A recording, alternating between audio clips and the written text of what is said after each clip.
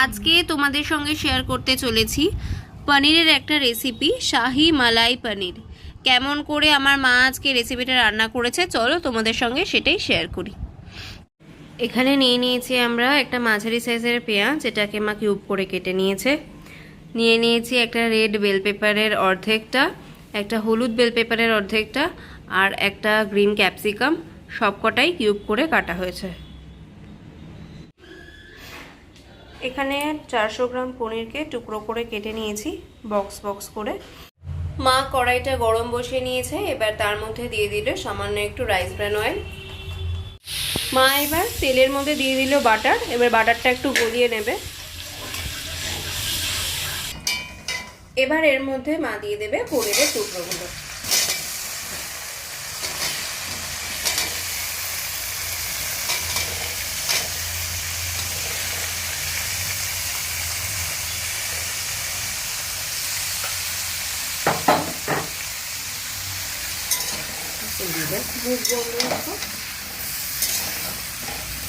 এবার পনিরগুলোকে হালকা ব্রাউন করে ভেজে নেবে।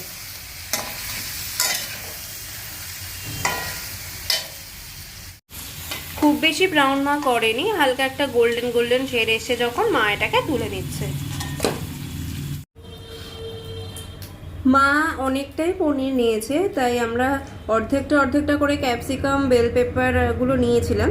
এখন সেগুলো সবকটাই পুরোটাই কেটে নিয়েছি টুকরো করে। এবার এগুলোও ভেজে নেব। এবার ওই পনির ভাজা তেলের মধ্যেই মা এক এক করে বেল পেপার আর ক্যাপসিকামগুলোকে ভেজে নেব।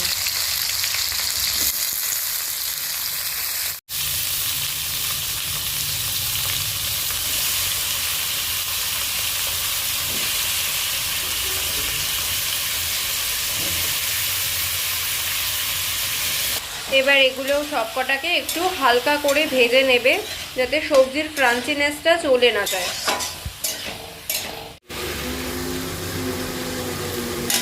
দেখো ক্যাপসিকাম বেল পেপার পেঁয়াজ এগুলো কিন্তু মোটামুটি ভাজা হয়ে গেছে।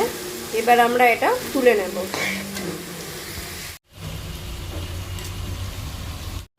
এবার আমরা একটা মশলা তৈরি করে নেব। তার জন্য নিয়েছি আমরা 2 চা চামচ মতো জিরে, 2 চা চামচ ধনে, 2টো শুকনো লঙ্কা, সামান্য একটুখানি জায়ফল, 1 চা চামচ মতো জয়িত্রী।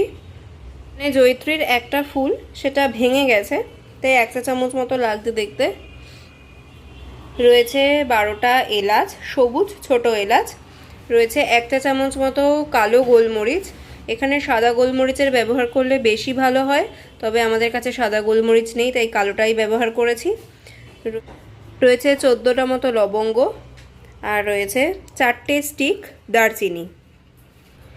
এবার এই সব কটাকে শুকনো খোলায় ভেজে নেব, নিয়ে গুঁড়ো করে নেব।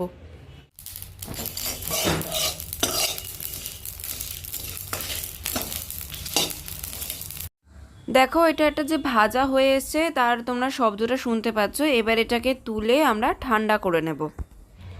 এবার ওই তেলের মধ্যেই মা আরও কিছুটা রাইস ব্র্যান অয়েল দিয়ে দিচ্ছে। দিয়ে দিল আরও কিছুটা বাটার। এবার বাটারটা গলিয়ে নেবে। দেখো বাটারটা ভালো মতো গলেও গিয়েছে। এবার এর মধ্যে দিয়ে দেব তেজপাতা। এবার এর মধ্যে দিয়ে দেব বেটে রাখা পেঁয়াজটা।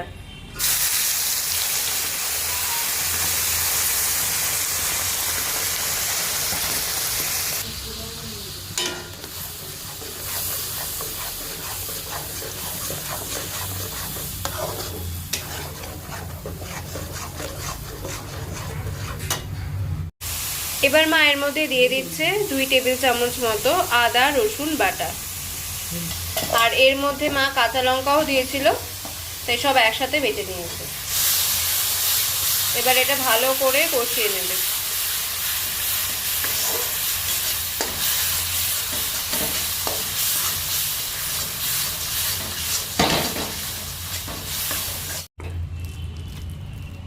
দেখো এখানে মশলাটা ভালো মতো কষানো হয়ে গেছে।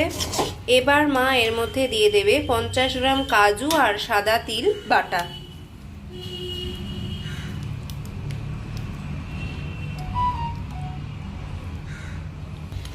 এবার এটাকেও ভালো করে কষিয়ে নেবে।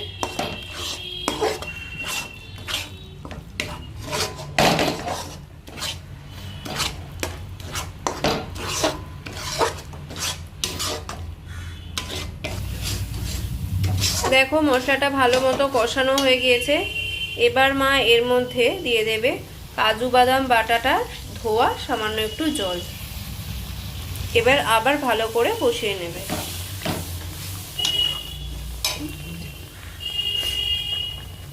কষানোর সময় এর মধ্যে মা দিয়ে দিচ্ছে 200 গ্রাম টক দই। মা ভালো করে টক দইটাকে ফেটিয়ে নিয়েছে। এবার সব কিছু একসাথে ভালো করে কষিয়ে নেবে।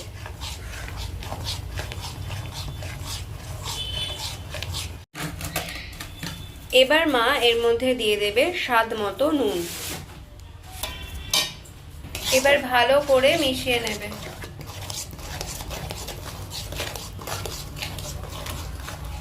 এবার মায়ের মধ্যে দিয়ে দিচ্ছে স্বাদ মতো চিনি। এবার এটাও ভালো করে মিশিয়ে নেবে।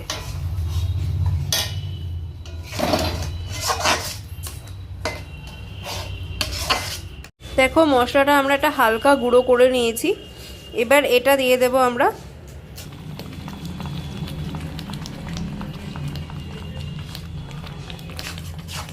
মশলাটা থেকে আমরা 1 টেবিল চামচ এখানে ব্যবহার করেছি। এবার এটা ভালো করে গ্রেভিটার সাথে মিশিয়ে নেব।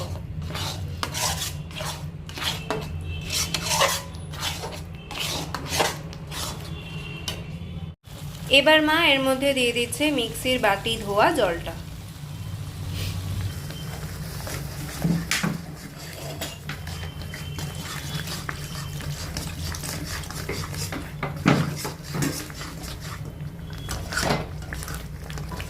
এবার এর মধ্যে মা দিয়ে দিল মিক্সি ধোয়া আরো একটু জল।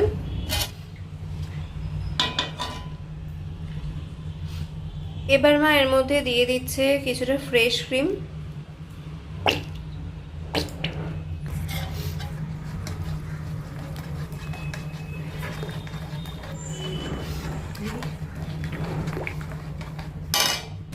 এবার আরো কিছুটা জল দিয়ে দিল মা গ্রেভির জন্য।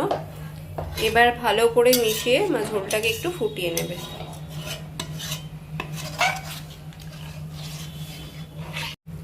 এবার মা এর মধ্যে দিয়ে দিচ্ছে চিড়ে রাখা 5-6টা কাঁচা লঙ্কা।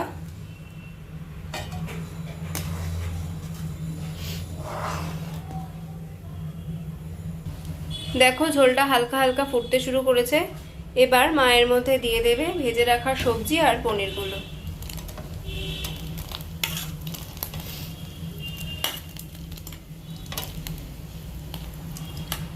এবার হালকা হাতে আস্তে আস্তে করে মা সবজি আর পনিরটা গ্রেভির মধ্যে মিশিয়ে নেবে আর তারপর একটু ফুটিয়ে নেবে। গ্রেভিটা কিন্তু একদম তৈরি হয়ে গেছে। এবার মা এর উপর থেকে দিয়ে দিল ড্রাই রোস্ট করা কাসুরি মেথি। এবার এটা ভালো করে মিশিয়ে নেবে। আর দিয়ে দিচ্ছে সামান্য শাহি গরম মশলার গুঁড়ো।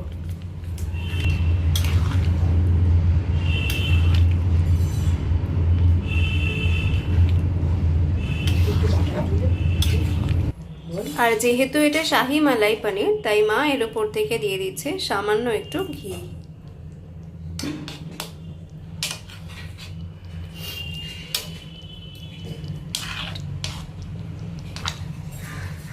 ভালো করে এবার এটা একটু মিশিয়ে নেবে। ব্যাস আমাদের রান্না একদম তৈরি। এবার এটা গরম গরম সার্ভ করব।